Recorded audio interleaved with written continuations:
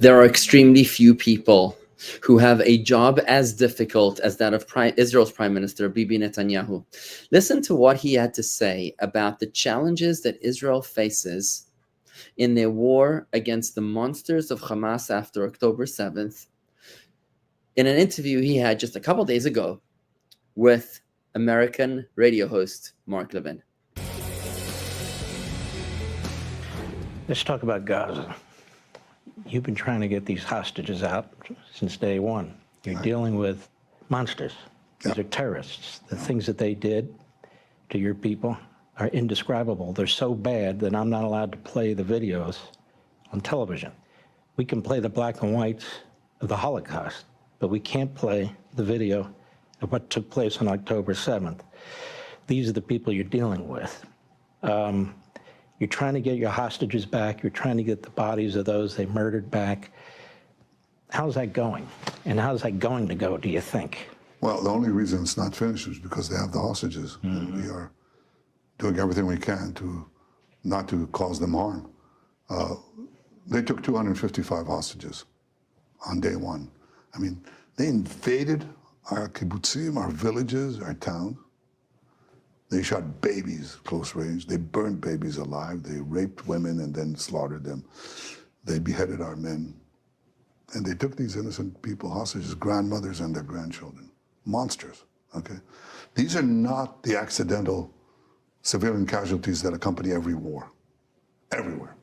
In Fallujah, in Afghanistan, you name it. That happens in every war. In World War II, as the Allies were fighting, you know, they fought in built-up areas. A lot of civilians, unfortunately, died. This is deliberate targeting of civilians, deliberate rape, deliberate murder, deliberate decapitation, and with GoPro cameras. They're proud of it, okay? So people confuse the two things. I mean, the whole idea of the laws of war says that you separate the world into two parts, combatants and non-combatants. You go after combatants, that's okay. And in the process, you may hit non-combatants, but you don't deliberately attack non-combatants. Israel does everything in its power to avoid civilian casualties.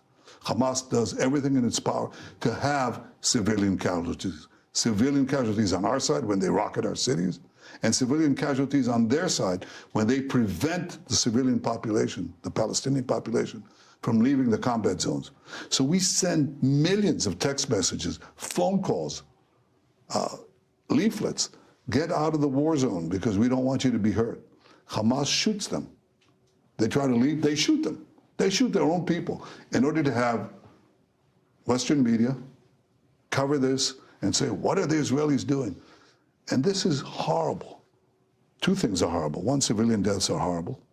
But the other thing that's horrible is that you accuse Israel, that is doing everything in its power to avoid civilian casualties, and thereby building up and propping up Hamas that is guilty of double war crimes. One, targeting civilians. Second, using their own civilians as human shields. That's a double war crime. And these protesters, they're demonstrating. Yeah, supposedly, I don't know. You want me to vent this off? I'll tell you. Gays for Gaza. That's chickens for KFC. Women for Gaza. Women for Gaza. Women are chattel. They're property in Gaza. They're nothing, you know? And you see how blind are these people?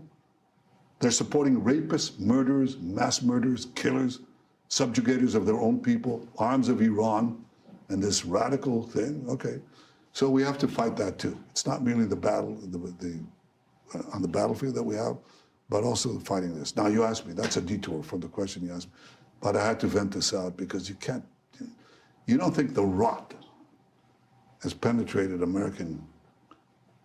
parts of American academia and parts of American society that much, but apparently it has.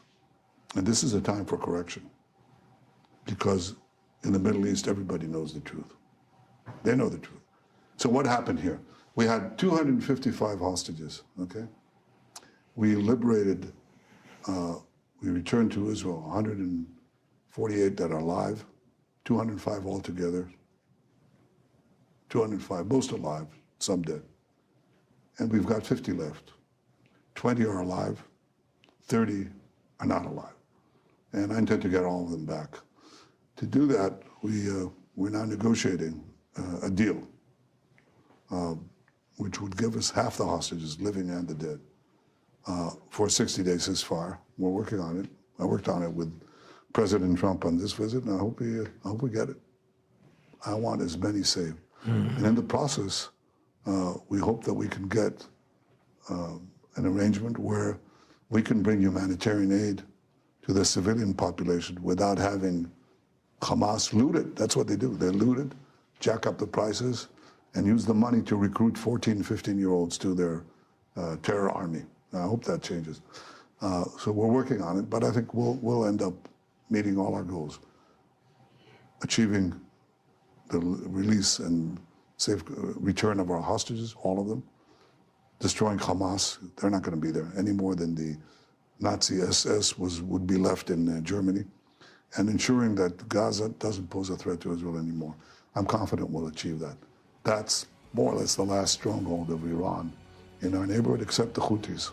How come they're not demonstrating for the Houthis? There's no difference between the Houthis and Hamas. They're exactly the same thing. They'll get around to it. The situation seems bleak. It seems hopeless. How are we going to survive? How are we going to overcome such a cynical and vicious and malicious enemy? How are we going to turn around public opinion in the courts of public opinion? A world that seems to have lost its mind, to stand with the rapists, murderers, and bloodthirsty killers. But as Jews, we know that God is always on our side. If there are Jews in the world today, if you see Jews in the world today, then you are looking at a miracle. We, our people, have been on the brink of extinction countless times, too many times to count, over the past 3,250 years since we became a nation. When we stood at the foot of Mount Sinai, soon after our exodus, our miraculous exodus from Egypt. We've been on the brink of extinction, and were we subject to natural, mathematical, and rational projections, we would have disappeared a very long time ago. The fact that we exist is the definition of a miracle.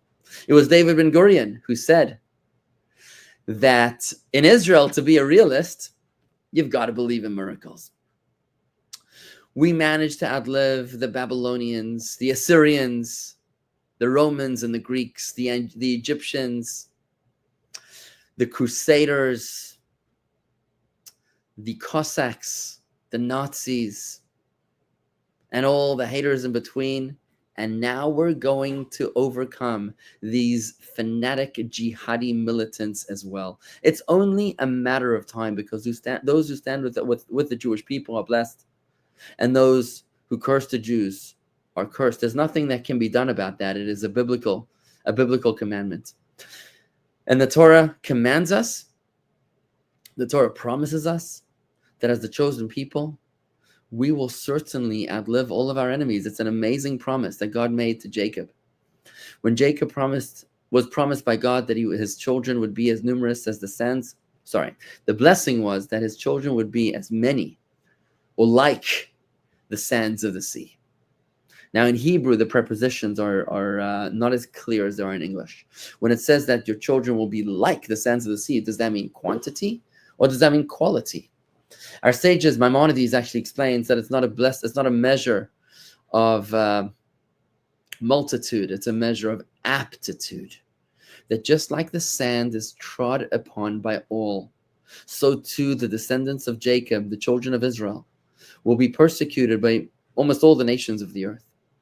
But just like the sand ultimately buries all those who walk upon her, so too will the Jewish people ultimately outlive all those who persecute and abuse her. Am Yisrael Chai, the Jewish people lives. It's not just a saying, it's a promise that we embody every single day of our existence. We will outlive these enemies. And even though it might look bleak, it might look dismal, it might look unrealistic, we Jews don't run on realism, we run on miracles. Because as we see all over Israel, the sticker signs everywhere, Am hanetzach yenatseach, the nation, the eternal nation, will certainly endure. We are the eternal nation. We are the oldest nation in history. We are God's chosen people.